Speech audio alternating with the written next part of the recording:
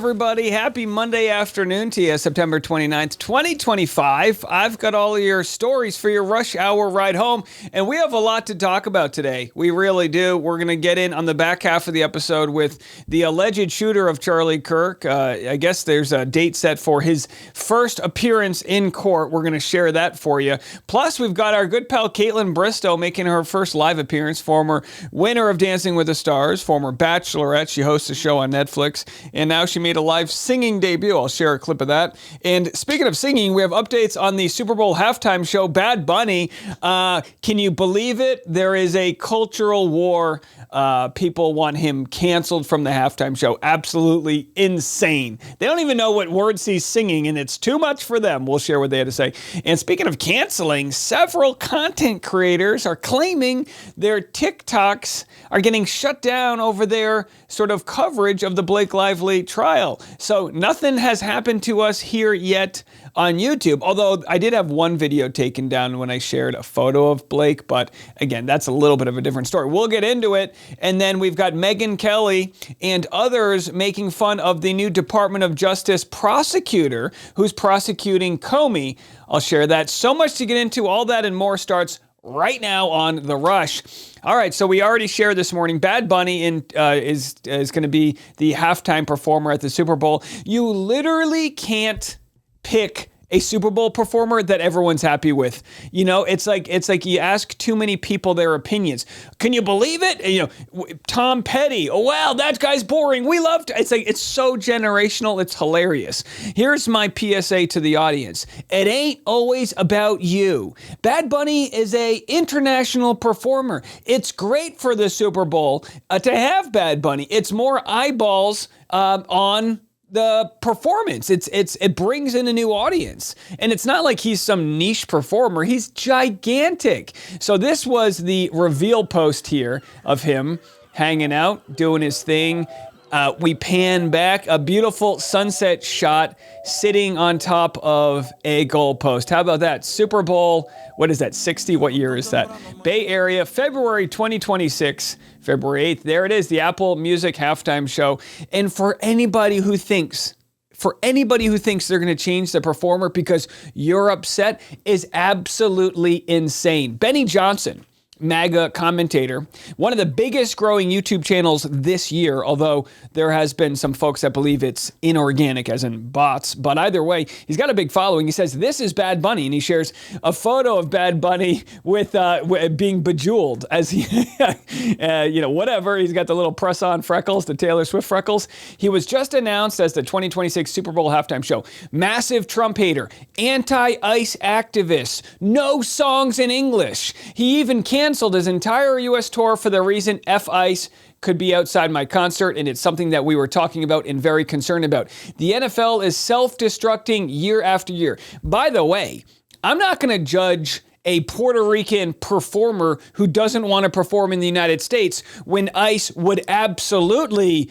target people that go to his concerts. I wouldn't judge that at all. That'd be like if ICE was targeting old millennial women who were going to a 98 Degrees concert. You know what I mean? It's like if being an old millennial woman was now illegal, then ICE would absolutely be at an NSYNC reunion show. I mean, sorry, ladies, you're targeted. You're out. So I don't blame him whatsoever. But this idea that he's, I don't know, not what fits into the scope of what a performer should be. We've witnessed this since we saw Shakira twerking with J-Lo. Everyone was like, adios mios. No, my 9-year-old boy can't see a couple ladies in their late 40s to 50s gyrating. Who the hell cares? The halftime show's what, 8, 9 p.m. at night? If your kid's watching TV, they're old enough to see somebody shake their tail feather or whatnot.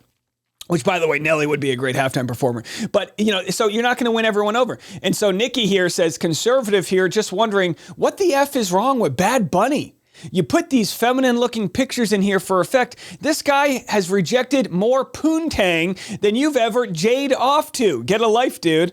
So yeah, I mean, it's absolute insanity, the culture war. Someone said, look at me, I'm the snowflake now, right? Who cares if Bad Bunny's the performer? Who cares if it's in English or not? Half of the performers sing in English and you can't even understand what they're saying in the first place. So anyway, it's a whole much ado about nothing. And you know what? If you don't like the halftime performer, I'm sure you can watch a YouTube video of someone who fits very narrowly into what's approved in your, your culture. It's just ridiculous.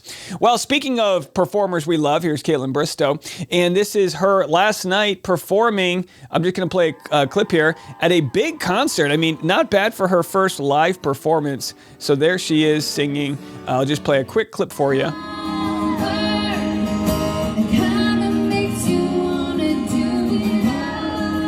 So there she is. I mean, and I sent her a voice note. You know, Caitlyn's been so good to me. She's had me on her podcast, I think 3 or 4 times now. We'll come back. And she's been so kind. And I've always just like rooted her on. Her singing career, anything she wants to do or anybody wants to do creatively, I just say go for it. I just watched a movie on a flight called The Last Showgirl. I think that's what it's called. The Pamela Anderson movie. It was a very strange movie. She played basically a mediocre showgirl who, whose career was coming to an end, and she was faced with the reality of, was it worth giving up being a mom and family life for pursuit of her art? And what I found very interesting in The Last Showgirl was there was a quote, I'm going to butcher it, but Pam Anderson basically said, being an artist isn't hard.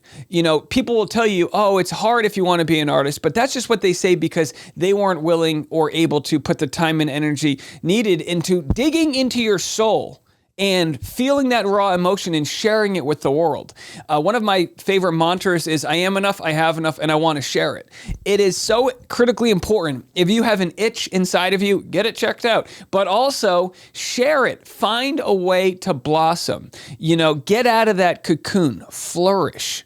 And I'm here telling you this several months before 2026. Now is the time to start putting your mind to work, to think of what you can do to share whatever that inner poet has to say. Every time I talk about stuff like this, I'll get a private DM from someone telling me that I was telling them this at the moment they needed to hear it. And I'm here to tell you, my audience, you're a fraud if you're not pursuing the authentic self. So figure out what that is. It doesn't mean you have to sell out stadiums. It doesn't mean you have to be recognized or have your dad's approval. Find the approval about what you're looking to do, in whether you're a mom and your job. There's always an extra hour a week where you can put towards feeding that inner artist. You got it? Go figure it out. You can do it. All right, let's move it on. Congrats, Caitlyn Bristo.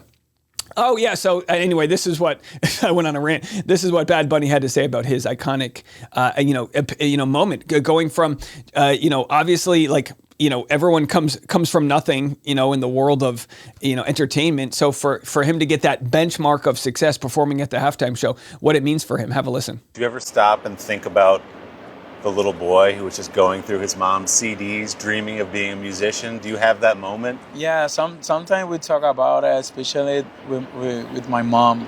I think that's the beautiful thing.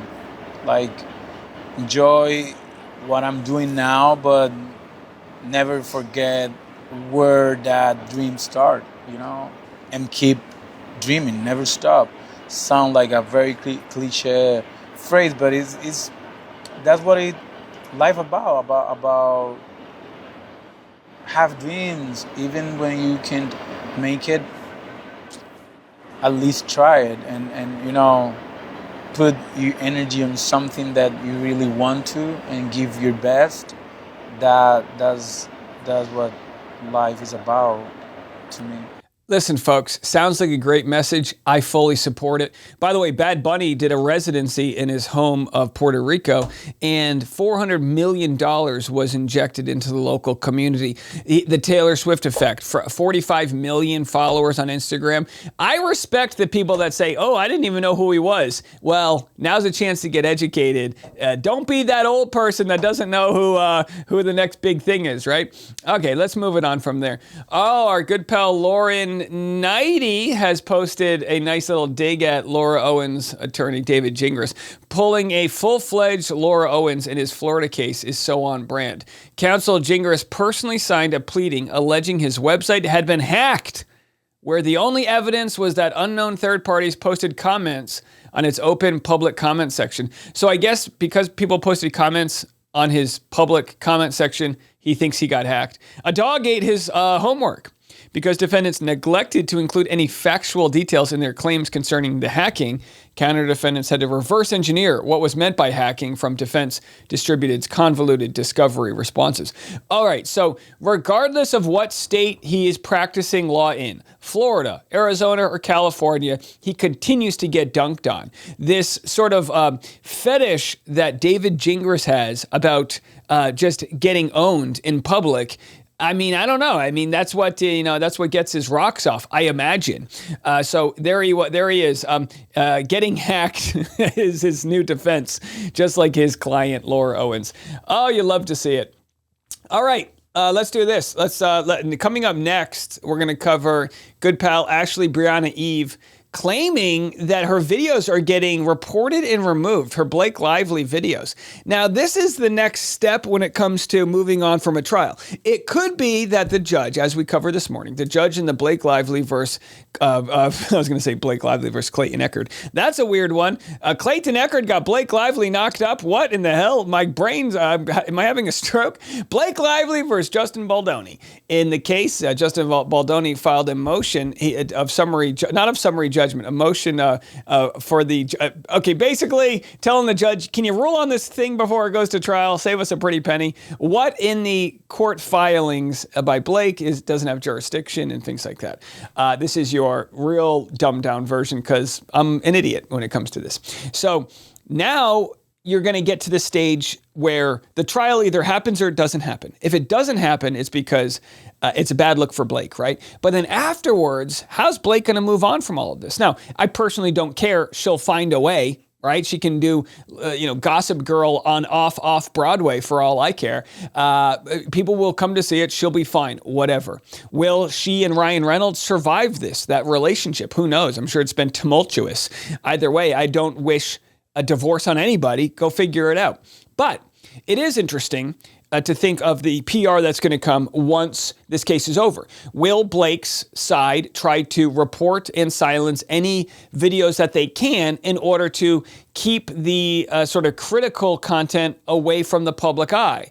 I don't blame people for wanting to try that. Like, if Blake wants to hire a PR firm to boost her own search engine optimization, I don't blame people for doing that. The only issue comes is if you try to tear someone else down in the process. Is there collateral damage to you trying to rise up above people? And a lot of weak-minded people think you have to pull people down in order for you to rise up. I'm not saying Blake is that way, but, a lot of the PR that we've seen is not only elevating to Blake, but smearing of Baldoni.